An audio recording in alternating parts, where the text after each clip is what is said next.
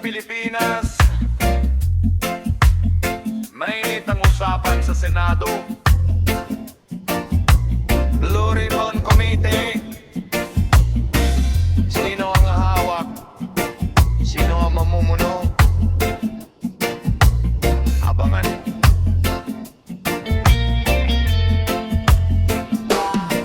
Sa bulwagan ngayon, usok ay makapal. Bawat galaw ng senador, laman ng balita't usapan.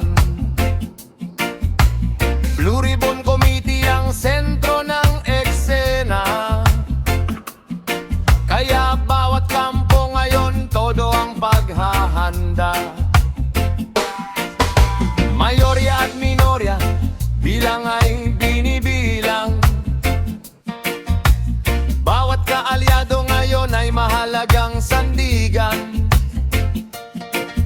May mga nagsasabing pwedeng magbago ang ihi, kaya buong Senado ay tila tutok at tahimik. Si Jesus Escudero, laman ng mga usapan dahil sa bagong direksyong kanyang tinatahak ngayon. Kaya ang tanong ng marami sa buong kapuluan, may susunod pa bang tatawid sa kabilang hanay?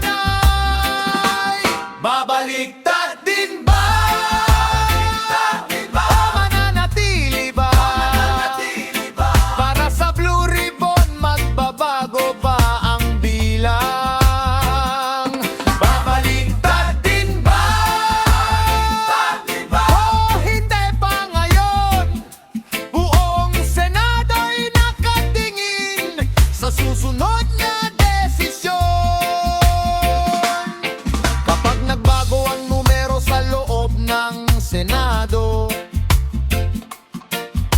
maaring magbago rin ang takbo ng komite rito. Blue Ribbon ang pakay ng magkabilang kampo, dahil dito madalas nagsisimula ang mga investigasyon. May nagsasabing kailangan ng bagong pamumuno, may iba namang kontento sa kasalukuyang pwesto. Kaya bawat senador ngayon ay sinusuri ng bayan, kung saan ba talaga nakahanay ang kanilang paninindigan.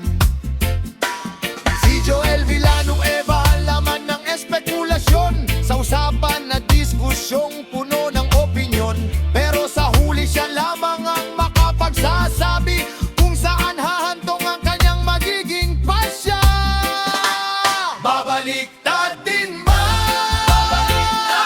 O mananatili ba? Para sa Blue Ribbon, magbabago ba ang bilang? Babaliktad din ba? Hindi pa ngayon. Buong Senado'y nakatingin sa susunod na desisyon. Hindi pa tapos ang laban, hindi pa sarado ang kaban. Kapag nagbago ang balanse, maaaring mag-iba ang tsansa. Pag-ikot ng boto, bigat ng bawat salita sa loob ng Senado, buhay ang tensyon at saya. Babaliktad din ba? O mananatili ba? Blue Ribbon Committee, sino ang mamumuno? Kaya babaliktad din ba? Hindi kailanman. Ang sagot ay darating sa takdang panahon. Halina sa Pilipinas, Blue Ribbon Committee, Mayorya